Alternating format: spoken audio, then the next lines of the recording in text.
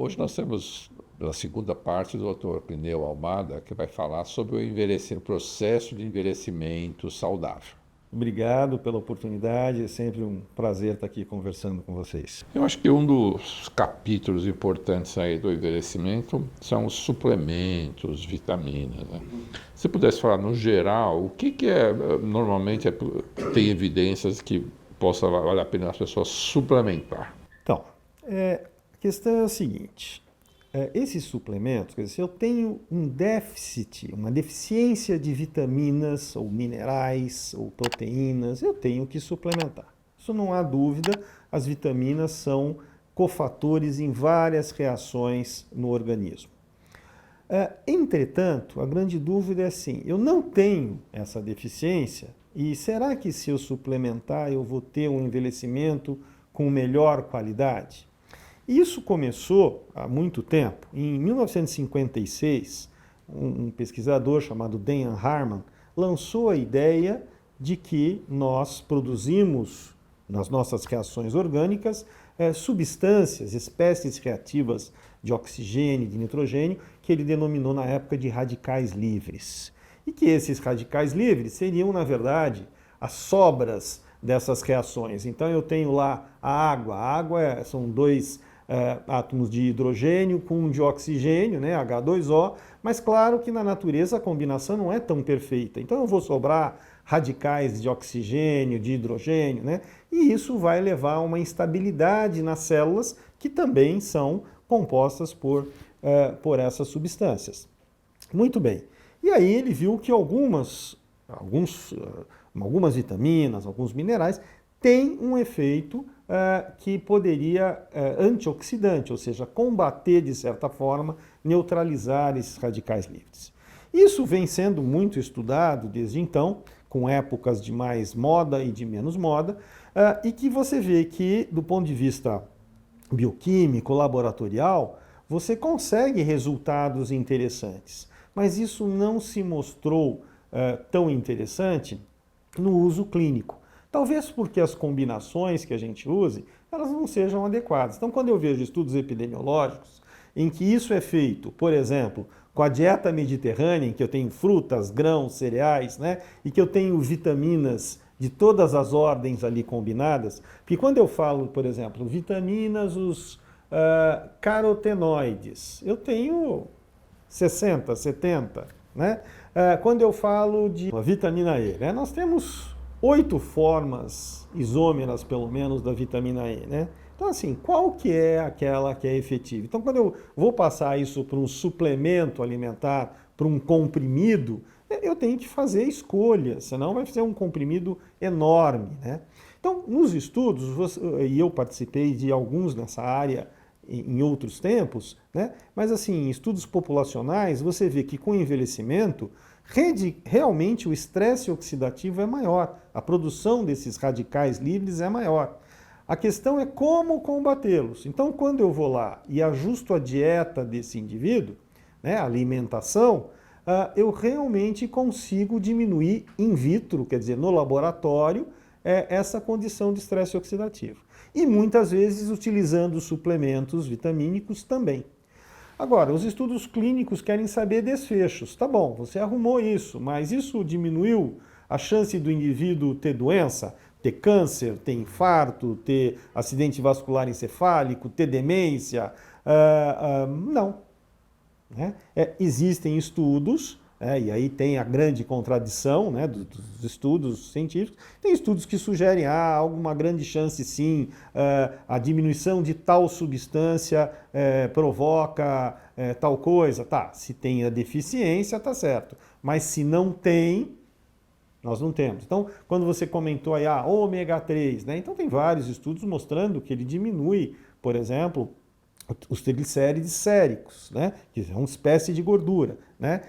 Mas quando você vai avaliar, melhora o risco do indivíduo desenvolver uma demência? Não, alguns estudos dizem sim e tal, mas hoje a gente tem, né, e você sabe muito bem, tratamentos estatísticos desses estudos, né, as meta-análises, as revisões sistemáticas, e a resposta é não. Nós não temos uma resposta positiva que um suplemento para alguém que não tenha deficiência vai melhorar.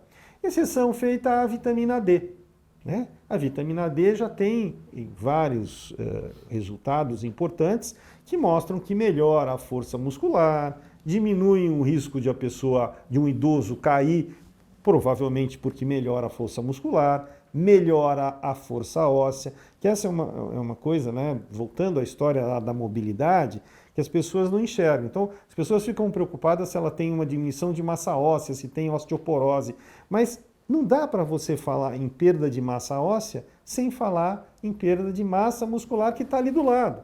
E se você não ajustar as duas, tanto que hoje há o termo osteosarcopenia, né? Quer dizer, perda óssea e sarcos de músculo, de carne, né? De perda muscular.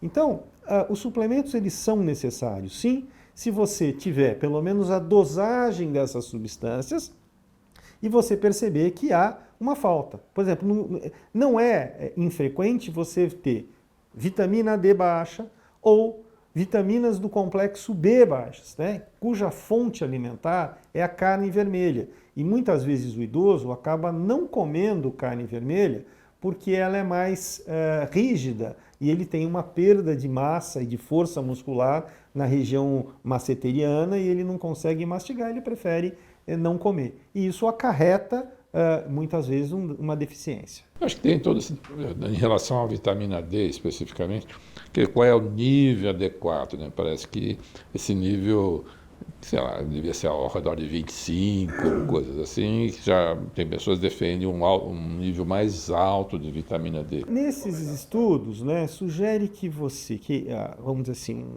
um nível sérico adequado fosse entre 30 e 60 nanograma por ml, tá?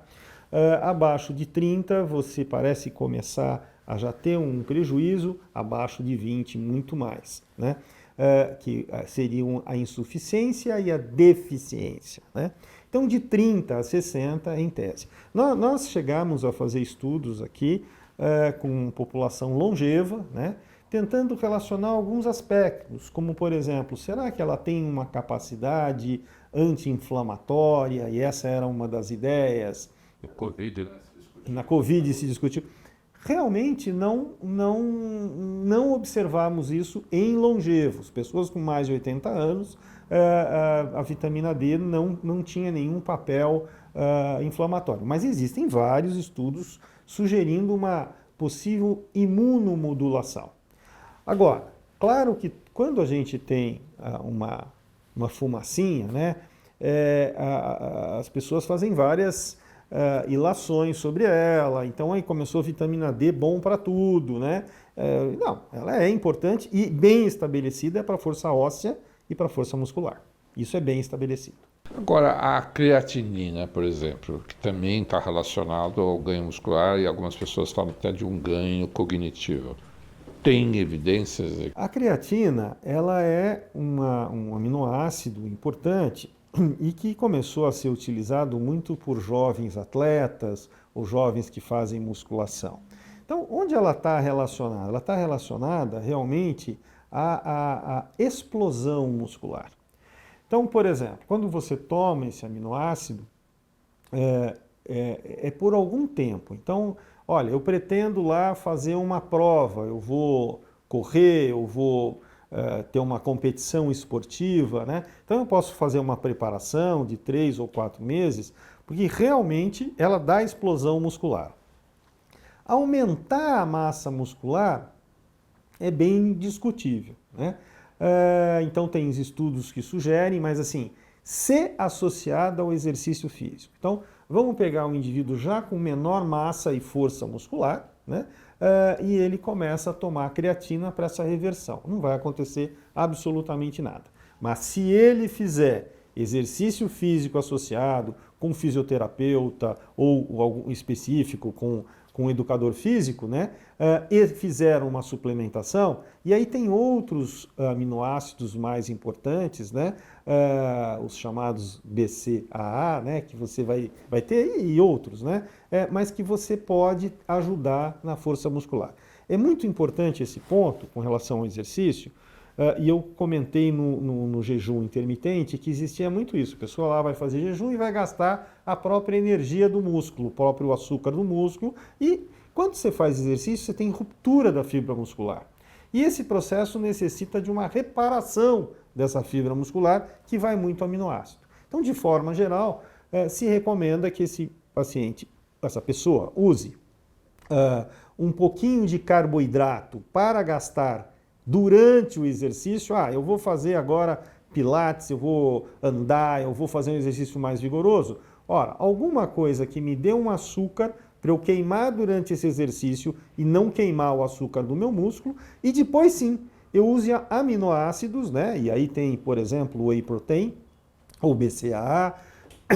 Muitas vezes as pessoas com algum objetivo usam a creatina e que eu vou usar até 1 hora após o exercício, para que eu possa estar fazendo uma reparação, uma cicatrização dessa musculatura. Uma das coisas também muito comentadas é exatamente sobre a reposição de proteína no whey protein. Você vai nos supermercados, tem vários produtos e é difícil a gente escolher ou se vale a pena usar ou qual escolher, né?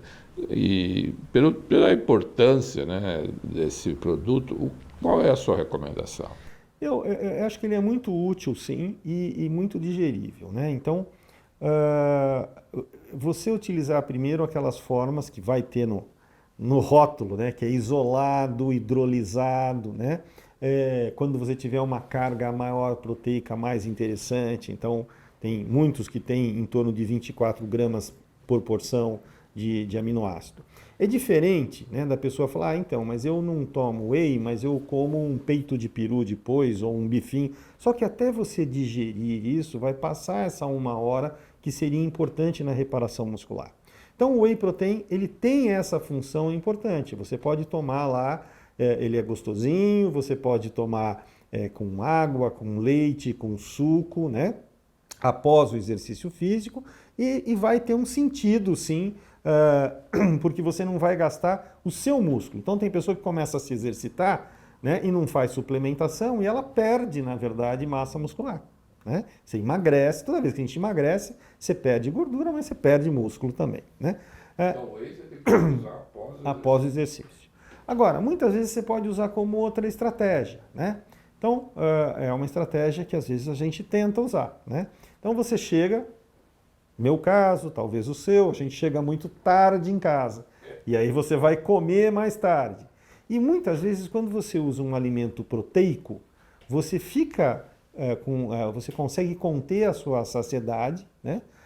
Você estimula menos a produção ou a liberação insulínica, né? E pode ser benéfico. Então, muitas vezes as pessoas conseguem comer menos utilizando, por exemplo, o whey protein à noite, né? É meio que para enganar o cérebro um pouquinho, né? Mas se eu tivesse que falar de uma função em que ele está bem estudado e que ele tem uma indicação, é após o exercício físico. Teve, né, algumas modas, né? Teve até o ganhador do Prêmio Nobel que falava que você tinha que tomar vitamina C, né? Eu sou velho o suficiente para lembrar dessa época do Linus Pauling, né? Que era né? Qual é dessas modismos, qual que você aposta que vai ser só modismo e qual que você acha que possa ser um futuro dessas reposições vitamínicas, desses aminoácidos? Qual é na sua opinião de especialista, né? Qual que você acha qual que você tomaria, né? Não estou perguntando, mas qual que valeria a pena as pessoas tomarem? Então, eu já tomo. Vitamina D eu já tomo, né? A vitamina D, ela realmente, eu acho que ela tem um papel importante. Claro que a gente tem que ter cuidado. Com K2 ou CK2? Sim. Vitamina D mesmo, né? Em que você poderia até estar tendo a obtenção através da alimentação, só que na verdade aí você ia acabar ingerindo alimentos mais gordurosos, mais calóricos e tal. Mas assim, certamente a vitamina D, embora, né, dentre esses modismos, principalmente durante a pandemia, as pessoas começaram a tomar uma quantidade enorme de vitamina D, o que causaria outros problemas também, né? Vamos lembrar que ela mexe um pouquinho, ela aumenta a possibilidade de absorção de cálcio, né?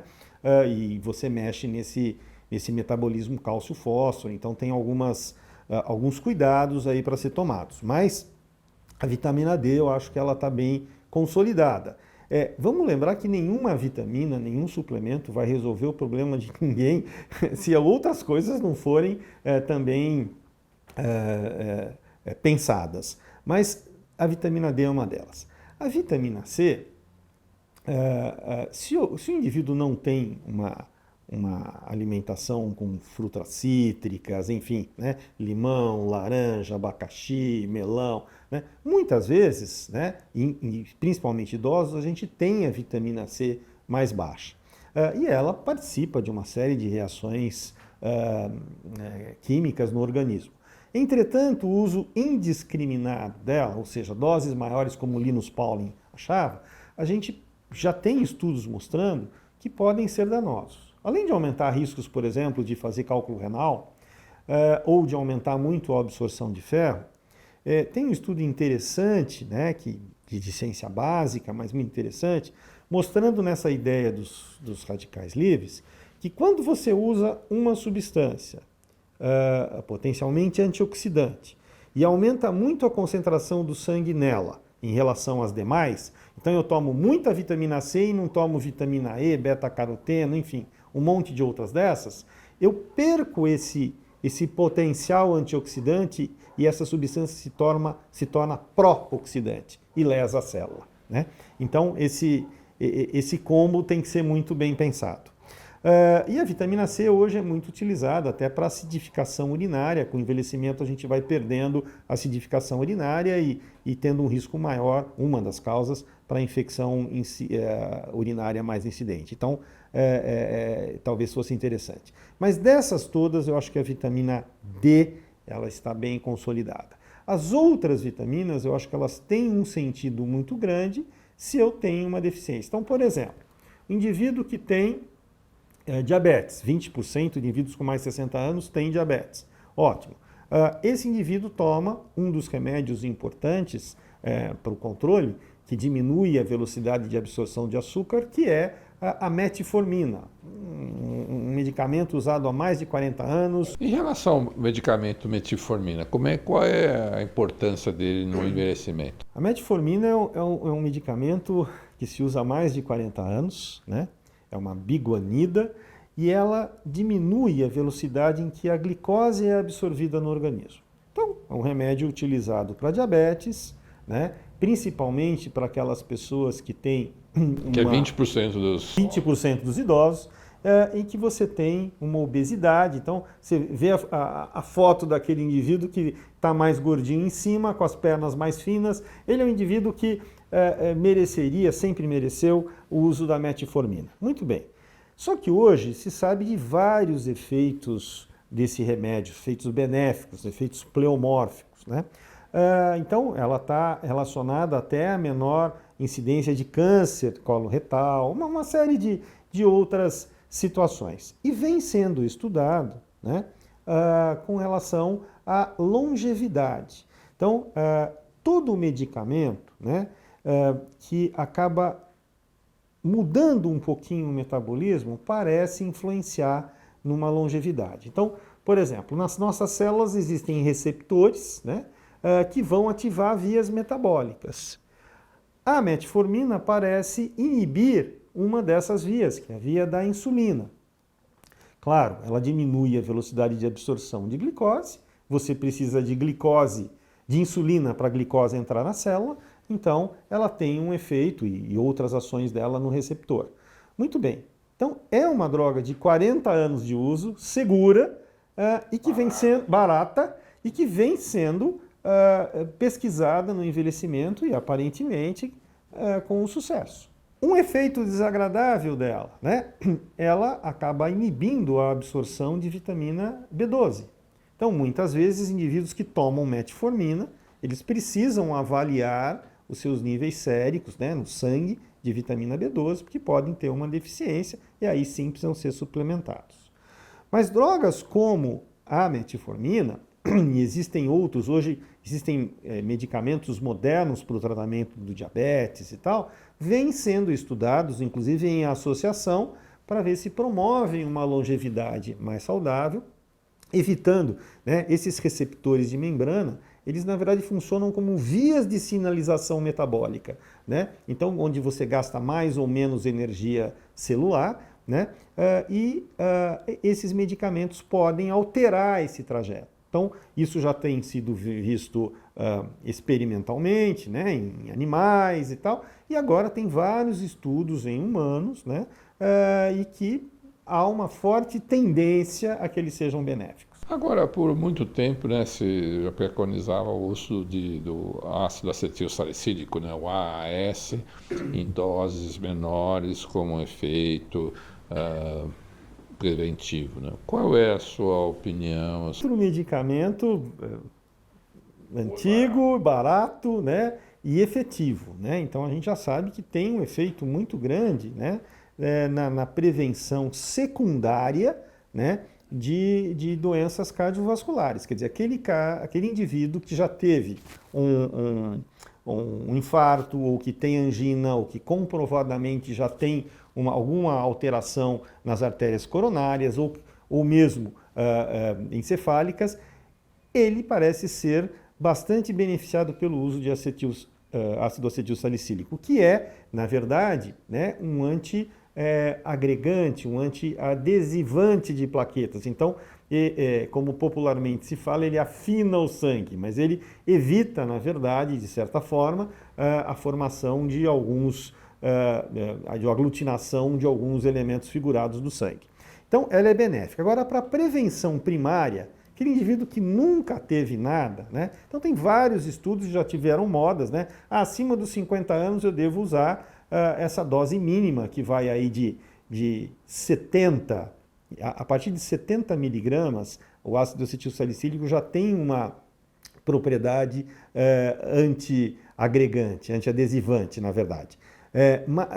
Mas isso iria até os 160 miligramas, é uma faixa grande. Então, se popularizou usar, então tem medicamentos com 81 miligramas, com 100 miligramas, que são os mais utilizados ao dia. Mas o que os grandes estudos populacionais mostraram, né, fora do Brasil, estudos internacionais, que você aumenta muito se usar indiscriminadamente o risco de lesão gástrica, o risco de sangramento, muitas vezes um sangramento do trato digestivo não perceptível, né? Então, de uma forma geral, não está dentre as diretrizes você usar indiscriminadamente. Aqueles que defendem falam, então, mas quando eu olho um indivíduo com mais de 60 anos, eu tenho que pensar que ele é potencialmente um indivíduo com doenças arteriais, um coronariano, né? Até prova em contrário. E aí vem toda uma discussão. Então, o bom senso manda, eu junto os fatores de risco. Esse indivíduo tem antecedentes familiares importantes de doença cardio ou cerebrovascular. Esse indivíduo é inativo, né? Ele é sedentário. Ele está com sobrepeso, obesidade, ele tem hipertensão, ele tem colesterol elevado, ele tem diabetes, ora, tem menos chance de errar. Mas de forma geral, não está incluído o uso de aspirina para prevenção primária, para aquele indivíduo que não tem uma doença conhecida, né, e eu vou tomar para evitar essa doença. Parece que não. Olha, doutor Cleo, a hipertensão é um problema sério. As pessoas às vezes têm que saber o que é hipertensão, né? As pessoas compram os aparelhinhos hoje em dia, o acesso à tomada de medida de pressão é muito comum e as pessoas seguem. Quais são os sinais que as pessoas têm que se preocupar? E qual é a sequência de medicamentos ou de procedimentos que é importante, no visão geral, as pessoas saberem? Então, a hipertensão arterial ela pode ser primária, quer dizer, a gente não sabe a causa exatamente, mas há um aumento de resistência arterial periférica, quer dizer, as nossas arteríolas, as nossas pequenas artérias acabam ficando mais contraídas, isso aumenta a pressão dentro de um sistema hidráulico, né? Ou ela pode ser secundária a doenças. Então eu tenho doenças renais que podem dar isso, doenças endocrinológicas, enfim, uma gama de doenças. Agora, o grande problema da hipertensão, que embora ela seja muito prevalente, e eu comentei que acima dos 60 anos nós temos mais de 50% das pessoas com pressão alta, também, em igual proporção, elas não têm sintomas. Então, muitas vezes, elas não sabem que são hipertensas, porque elas não sentem absolutamente nada. Quando sentem? Às vezes mais cansaço, às vezes dor de cabeça, um peso mais na região occipital, às vezes uma sensação de desconforto torácico, né? Mas muitas vezes tontura, né? Então muitas vezes a pessoa vem, estou com um problema de labirinto e tal, mas é uma tontura não vertiginosa, né? É um certo atordoamento, né? Mas o grande problema é aquelas que não sentem absolutamente nada e não vão procurar ajuda, né? Agora, uma pressão arterial bem controlada, ela diminui muito o risco do indivíduo ter duas condições que estão entre as principais causas de morte: o infarto e o acidente vascular encefálico, né? Então, o indivíduo que não trata a pressão arterial elevada, ou o indivíduo que é hipertenso, toma remédio, mas não tem um controle adequado, ele tem 3 vezes mais chance de ter um infarto e 5 vezes mais chance de ter um derrame do que aquele indivíduo que não tem a pressão arterial elevada ou que controla adequadamente essa pressão. Tomar remédio simplesmente não significa controlar a pressão. Então a pessoa vai lá no médico, pressão tal, e fala assim, mas como assim? Eu tomo o remédio? Sim, mas não está controlado. Então nós precisamos fazer ajustes e isso é muito individualizado. E tem, dependendo do perfil da pessoa, né? Quer dizer, se o indivíduo é magro ou se ele está em sobrepeso ou obesidade, se ele tem problemas de colesterol, de ácido úrico, de diabetes, a escolha da medicação inicial vai se basear muito nisso. Mas hoje os remédios que você utiliza geralmente são aqueles que podem levar alguma proteção nas artérias, nas câmaras cardíacas, né? Mas depende muito. Às vezes o indivíduo é hipertenso e muito ansioso e muito hiperdinâmico e a frequência cardíaca dele é elevada, então você vai usar remédios da classe dos beta-bloqueadores que, entre outras coisas, diminuem a frequência cardíaca. Idosos, de uma forma geral, respondem muito bem a diuréticos em doses baixas, que são os diuréticos tiazídicos. Mas é claro, esses diuréticos podem fazer o indivíduo urinar um pouquinho mais, e ele já tem uma dificuldade na continência urinária. Eles podem levar à expoliação de alguns minerais, né? De sódio, de potássio. Então você tem que tentar traçar o perfil do indivíduo e fazer um tratamento escalonado conforme esse perfil, vamos dizer assim, epidemiológico, clínico dele. Assim, acho que um dos grandes fantasmas assim, do envelhecimento é o que a gente chama do declínio cognitivo, né? Ou a demência, né? Tem esse nome pomposo que é o declínio. Fala um pouco mais do que é a demência, quais são os sinais iniciais que a gente tem que ficar atento e o que a pessoa possa fazer para prevenir o desenvolvimento da demência, porque a pessoa vai envelhecendo, aumenta muito a chance de demência, né? Também gostaria que você pudesse falar um pouco sobre isso, né? Tem um dado muito interessante, né? Foi feita uma pesquisa nacional agora, em colaboração da universidade com um hospital privado, que é o Hospital Oswaldo Cruz, uma pesquisa nacional sobre demência epidemiológica.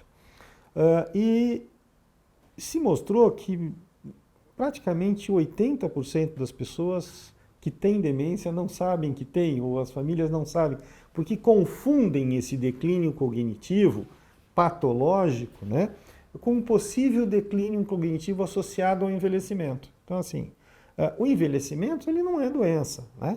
Então, se eu tenho um esquecimento, uma alteração da minha capacidade intelectual que atrapalha o meu dia a dia, isso é preocupante. Então, quando eu tenho um esquecimento, e as pessoas vêm muito perguntar, olha, eu estou esquecendo nomes, palavras, depois eu lembro, quer dizer, coisas que não impactam de forma importante no dia a dia, pode ser chato, mas não há um prejuízo. Essas são consideradas alterações que meu cérebro vai tendo ao longo do tempo. Quer dizer, se eu perco mais ou menos 20% de massa cerebral dos 20 aos 80 anos, é justo pensar, né, que todo o meu armazenamento de dados começa a ficar um pouquinho lotado. E algumas coisas sem importância eu esqueço. Agora, quando eu começo a esquecer coisas que impactam o meu dia a dia, meus compromissos, meus combinados, as minhas contas, né? E, junto a isso, eu posso estar com outras alterações, então eu posso estar mais irritado, eu posso estar fazendo pequenas confusões, eu posso estar tendo dificuldade de entender algumas coisas, de acompanhar algumas conversas, né? E normalmente o indivíduo que tem esse declínio cognitivo patológico, ele não percebe, ele perde um pouquinho a capacidade de juízo crítico. E é o familiar, são os amigos que começam a perceber que existem essas alterações. Mas essa é uma hora importante da gente saber, olha, esse sinal já foi avançado. Agora, o interessante é que hoje nós temos claramente alguns fatores de risco para a demência, principalmente a demência de Alzheimer, que podem ser cuidados, impactar muito, diminuindo o aparecimento dessas doenças. A gente sabe, por exemplo, que a doença de Alzheimer começa com uma deposição de uma proteína no cérebro 30 anos antes de aparecerem os sintomas. Ora, como é que eu posso retardar isso? Evitando que outros fatores que são gatilhos para esse processo acelerar. Então, por exemplo, já se sabe que a hipertensão arterial, o diabetes, o aumento de colesterol, o que se chama síndrome metabólica, que não é um aumento leve de triglicérides, com aumento leve de açúcar, de pressão arterial, de obesidade, de sedentarismo, né? Quer dizer, uma coisa que precede doenças mais importantes deve ser tratado adequadamente, né? Controlar meu peso, ter atividade física, eu ficar atento aos órgãos de sentido. Então, isso já se sabe que são fatores de risco mutáveis e que devem ser trabalhados ao longo do tempo. Então, muitas vezes, a pressão arterial elevada, ela não dá sintomas a curto e médio prazo, mas essa fatura, essa conta vem lá adiante com uma perda maior de massa cerebral, porque você vai fazendo microisquemias cerebrais e você pode ter uma perda de memória, de capacidade de linguagem. Então, hoje se sabe que apesar de ser uma doença extremamente desagradável para o indivíduo, mas para toda a sociedade, tem um impacto muito grande, ela pode ser combatida ou ela pode ter um impacto reduzido se eu tratar desses fatores de risco. Fora o momento atual, nós já temos medicamentos que podem ser modificadores de doença. Estão liberados nos Estados Unidos e possivelmente logo mais vêm para cá, ainda com pouca bagagem, com pouca experiência, né, de uso, mas que podem ser importantes. Mas uma coisa que a gente pode fazer com ou sem medicamento é cuidar desses fatores de risco. Então você tem, lógico que deve surgir medicamentos. Desses que estão disponíveis no mercado, assim, a partir do momento que a pessoa desencadeou o quadro de demência, tem formas de retardar o declínio da doença? Assim?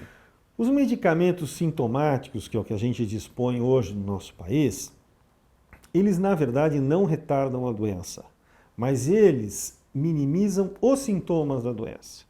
Então, assim, eu tento prover o cérebro de neurotransmissores, quer dizer, eu permito uma maior biodisponibilidade de substâncias que podem levar informações de lado a outro do cérebro, né? Que é uma dessas importantes é a acetilcolina, um neurotransmissor muito relacionado à memória. Muito bem.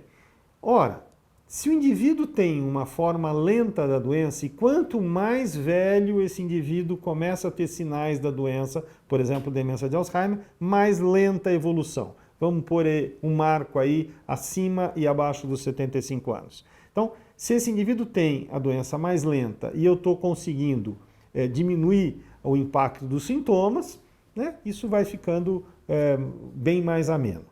Agora nós temos medicamentos que começam a combater a deposição dessa proteína anômala no cérebro, né? Que vai formar a chamada placa amiloide. E esse medicamento, embora ainda com muito efeito colateral e muito caro, né? Mas é claro que isso vai evoluir rapidamente agora, tem chance, é um anticorpo monoclonal, quer dizer, ele vai lá tentar neutralizar esse corpo estranho no cérebro, e ele tem chance de mudar a evolução da doença.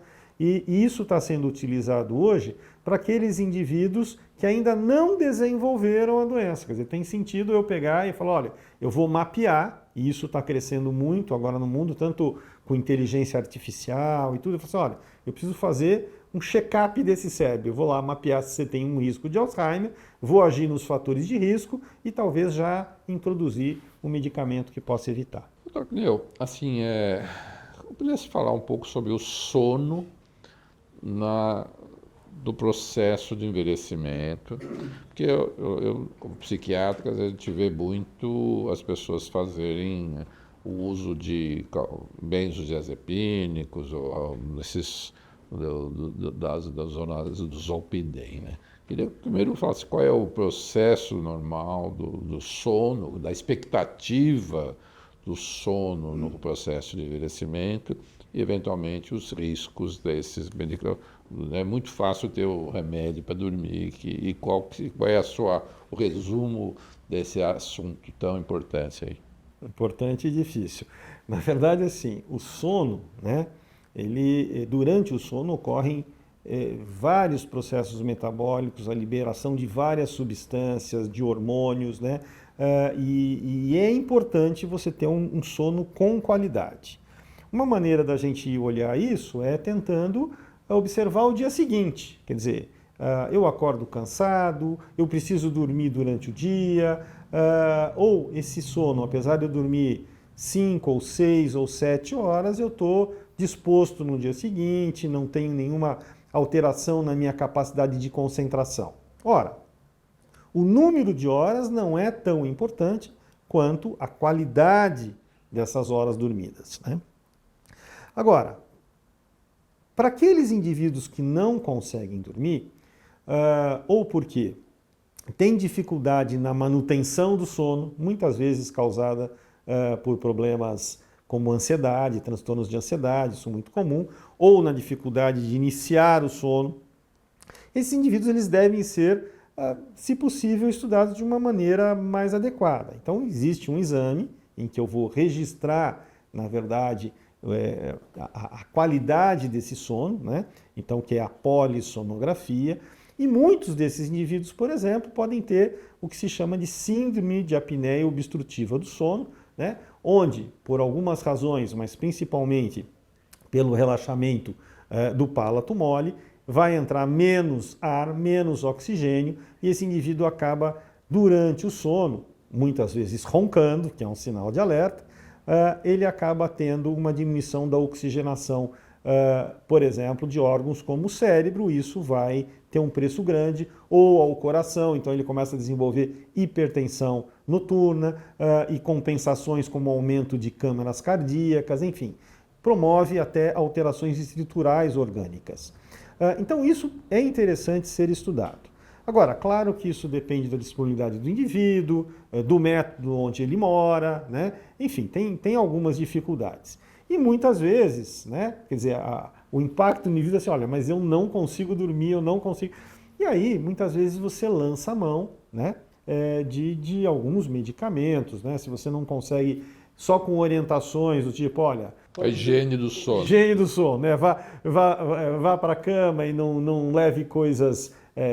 que se estimulem, televisão, né, tablets, celulares, né, iluminação excessiva, enfim, tudo isso que pode dificultar. Às vezes você tem que lançar. Hoje se prefere muito mais tentar medicamentos que não levem à dependência, né? E tem muitos relacionados à classe dos antidepressivos que podem estar auxiliando, né? E hoje há uma resistência muito maior a usar aqueles calmantes, né? Os benzodiazepínicos, ou mesmo indutores de sono, né? Que levam a um início de sono muito rápido, né? Às vezes o indivíduo está jantando, toma o remédio e já aconteceu com pacientes meus que caem no meio da mesa ali com sono, né?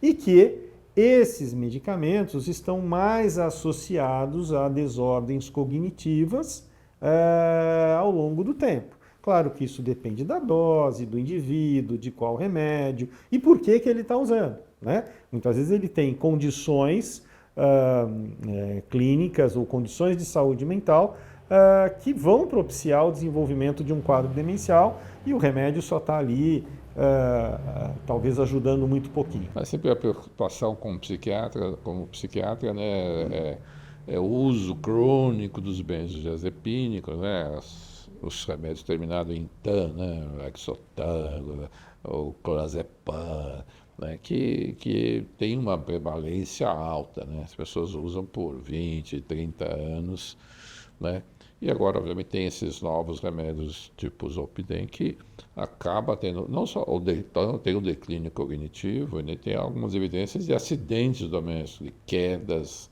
em casa, porque a pessoa tomou calmante à noite para dormir e vai no banheiro e tem fraqueza muscular e acaba tendo um acidente, né? E o ideal, né, Ronaldo, é tentar que ele seja auxiliado com um profissional que entenda um pouquinho da causa dessa insônia, né? Porque sem levantar polêmica, principalmente com você que é um especialista no assunto, né? Mas hoje há um modismo de você usar indiscriminadamente canabidiol, por exemplo, né? Que pode ter as suas indicações, mas não é um medicamento de primeira escolha para esse tipo de situação. Então, hoje nós tivemos aí toda a experiência, né, de um grande geriatra, o Dr. Pneu Almada, falando sobre o envelhecimento e como ter um envelhecimento mais saudável. Não só ter mais anos de vida, mas ter que esses anos sejam com qualidade. Esse é um grande assunto no mundo todo. É importante a gente ter visto e ouvido toda a sua experiência à disposição da população. Eu agradeço muito você poder ter compartilhado todo esse conhecimento aqui com a SPDM e com a Escola Paulista de Medicina.